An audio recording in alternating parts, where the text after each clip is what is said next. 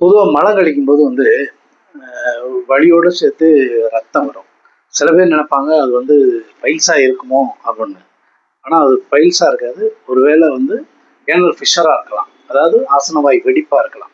அதை பற்றி தெரிஞ்சுக்கலாம். ஹாய், ஐ எம் டாக்டர் செல்ல செந்தமிழ் செல்வன், அருணாங்கிலேருந்து. பொதுவாக வந்து மலம் கழிக்கும் போது இந்த ஏனல் ஃபிஷர் என்னன்னா, அதாவது ஆசன வாயில் வந்து வெடிப்பு இருக்கும். ஆசன வாயில் பார்த்தீங்களா, அதை வந்து பைல்ஸ்னா என்னன்னா, அது உள்ள வந்து சின்னதாக கட்டி போல இருக்கும்.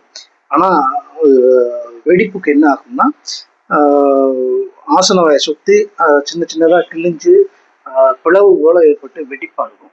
அதுதான் ஏனல் ஃபிஷர். ஏன் இது வரும் பார்த்தீங்கன்னா, நம்ம ஏற்கனவே பைல்ஸுக்கு சொல்கிற மாதிரி தான். அதாவது ஒழுங்காக தண்ணி குடிக்காது, மலச்சிக்கல் அதிகமாக இருக்கிறனால அதெல்லாம் இருந்தால் அது ஏனல் ஃபிஷரில் என்ன ஒன்றுனா, சில நேரத்தில் வந்து சின்னதாக ரத்தம் போகும்.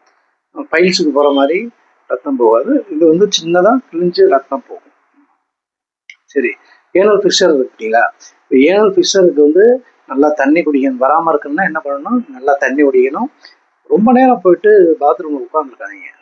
மோஷன் வந்துச்சுன்னா போங்க, இல்லைன்னா நல்ல பழங்கள், கீரைகள் இதெல்லாமே எடுத்துங்க. அது வந்து கொஞ்சம் மாற்றிக்கிறோம்.